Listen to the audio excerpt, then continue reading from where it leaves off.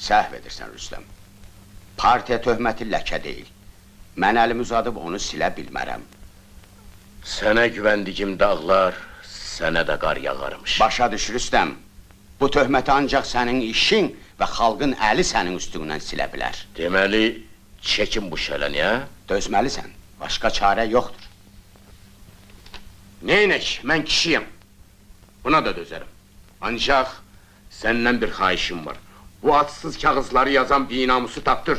Canım bu qədər də böhtan olar. Yaxşı, tapdırarıq. Ancaq sən hələlik Kərəmi göndər fermiya. Qoy çobansa da işləsin. Yaxşı. Rüstəm. Yadındadırmı? Cavanlıqda oxuyardın. İgid odur hər əzaba qatlana. İgid odur atdan düşə, atlana.